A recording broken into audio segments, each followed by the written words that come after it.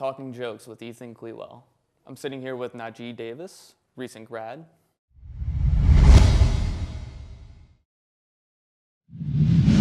With me, it was more of a situation where I knew it was an outlet of a kind of occupation, but I just was kind of in a cross between going to school and trying to do something that I enjoy. And one of my fears in life was just going to do something just because it made me money. Like, I didn't want to have a job like that. So going to school, I noticed that I was doing stuff that I didn't really enjoy. So I found something that I liked to do, which was tell jokes. And I tried it out solely because I wanted to do something that I love. So it was kind of just like take a shot. Like, just, you like to tell jokes, go see if you can make money doing it. And it kind of worked out that way. So that's how I kind of got into comedy. So like most people have their kind of like icons or like who they kind of like their inspirational comedians. You know, a lot of people date back to like Dave Chappelle and greats like that. Who comes to mind in that? A lot of people come to mind solely off of the fact that they weren't necessarily doing comedy, but they were being funny on TV. So like I would say like Adam Sandler was really funny to me growing up. Dave Chappelle, like you mentioned, like watching his skits, not even his stand-up to the point, but just his skits were so funny that I was attracted to him. Martin Lawrence is one of those people. So bouncing in between like small sets, like the smaller shows that you were just recently talking about, and then the big sets, like how do you balance that? Like how do you choose what's going into each show? It's kind of like, it's like a trial and error. I wouldn't say error, because I mean, I'm testing it. But for the most part, this is what I'll go to a comedy club and I'll do about 10 or 15 minutes of some material that haven't been really used yet. And then I'll go to another one and do 10 or 15 minutes of something different, then another 10 or 15 minutes. And as that goes on, I'm collectively doing 60 minutes worth of material just spaced out over a certain amount of time. So the sets that I used at those other shows, I'll just come to the drawing board before a big show, like the 21 and 26, and I'll just be like, okay, that 15-minute set was good, that one was good, that one was good, that one was good. And essentially, I practiced them all by going all these places. So they're memorized, they're critiqued, I've cleaned them up. So for the most part, it's usually just taking little bits and pieces from everything and throwing it in together and making, like, I call it a power set, or an hour set. Nice. So you're obviously probably working on some current material. Can you kind of take us through like your mindset? Like, how do you find something that's funny and then or that you think is funny and then actually create the joke around it?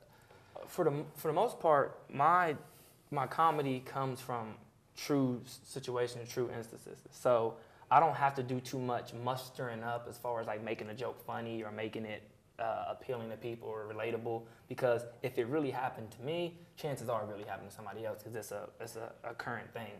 So like I usually use jokes like I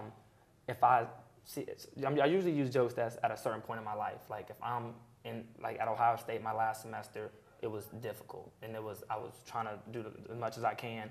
So I use jokes like that, like, hey, I'm in my last semester of school and it's jacked up right now. And once you open that up, people are like, it's jacked up. I can honestly say the truth about what's going on. Like, hey, I'm broke, blah, blah, blah. Like, and it's all from a true place. So it's kind of like people can relate to it. So it makes the material kind of stick to them. It's not like I'm just talking about random, an old lady fell, broke her hip. Like, that's just random stuff. But if I tell you that I'm in class and my teacher is too young to be teaching me and I want an old teacher because I felt like old teachers got more wisdom, that's true. That's really happened to me. I'm sitting in classes dealing with that. So it's that kind of stuff, that real current events that make it easy. Can you give us some like specifics through like at least part of your material like that you've been kind of tinkering with? I've been tinkering on the fact that like I just recently graduated like a couple weeks ago. And one of the jokes I'm kind of messing with is the fact that like I'm honestly scared that I graduated. Like when you're in school and you're saying, hey, I'm trying to get this degree, everybody's like, yeah, get it. But once you get it and you can't say that you're still in school, you are in a world of hurt. And my issue is that like my studies were in teaching. And the more I kind of learn about how teachers get treated like outside world, I don't want to be a teacher. Like that's the truth of the matter. So my jokes now are basically like what makes me a bad teacher. And I know what makes me a bad teacher. I'm always late. I won't show up to work every day. 95% of the kids in school are bigger than me, so I can't be a little teacher. So that kind of stuff is like, that's stuff I really think about on a daily basis, but I can put it in a comedy form and people would be like, I actually understand what he means. Kids are bad nowadays. Kids do fight teachers. I am a little guy. Kids will, so it's that kind of stuff. So like, do you think that stand-up comedy has helped you out with like, because you've done student teaching, I'm assuming. Yeah. Yeah. So like, does that help out a little bit? Can you Yeah. like throw in a little bit of comedy while you're? Oh yeah, for sure. I was teaching at Upper Arlington, and like with kids like to be entertained.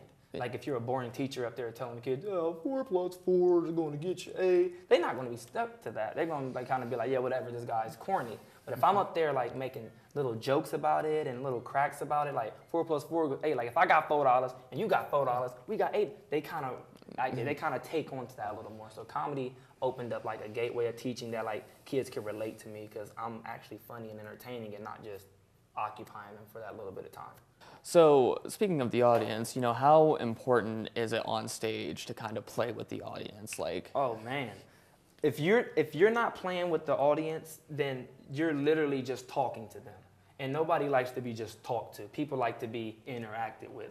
So one thing I make clear is when I go out on stage and I'm with my fellow Buckeyes, I'm going to give them an OH. They're going to get a chant. I'm going to wake them up out that seat and let them know like, yo, I'm here. What's up? Because then once they know that you're not scared of the moment, then they're more taken on to laugh by you. Because the audience can feel your attention. They feel all the energy you're giving off because with the mic in your hand, you're the loudest person in the room. So if I go up there talking low, everybody in the room is going to be low. If I go up there and I'm like overexcited, I'm going to wake everybody up. So with Ohio State, with that crowd, it's good with them to just go out there and let them know, like, I'm not scared of y'all. Like, I'm about to make y'all laugh and y'all going to enjoy yourselves. And once they feel that confidence, oh, dude, the room will pop. Which do you prefer? Do you prefer to like kind of, and most people probably prefer a mixture, but like really long jokes or like a rapid fire of just really quick, witty. Which do you prefer to tell? To me, there's a time and a place for everything. Now, if I'm doing more of some jokes require them to be long and stretched out. That's just the joke. Yeah. But like if I have enough time, you'll get stories. But if I'm up there in the comedy club that books me, say, hey, you got 15 minutes and I got 30 minutes worth of material, then I'm just going to come with rapid fire jokes because as a comedian, you want them to laugh every 7 seconds.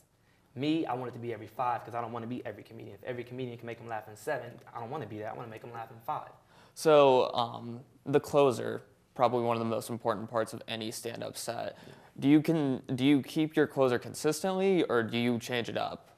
I would say about 75% of the time I got the same closer because my closer is very energetic. I do like a dance and it's very energetic and I like to stamp the show with that. Like I want people that to stick in their heads whenever I walk off the stage. Because your closer is the most important. You can have the first 10 minutes be terrible, but if your last 5 minutes was the bomb, you did good.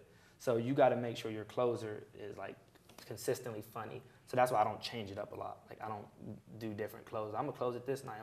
Now if time runs out, I got to get off. But for the most part, if I got my time, I'm gonna close it the same way, energetic, wake everybody up, make them remember you, get off the stage. I've been doing the same closer for about 1.5 years, 2 years now, and this knocks them dead every time. All right. Well, thank you for your time. No problem. Thank you. I appreciate it.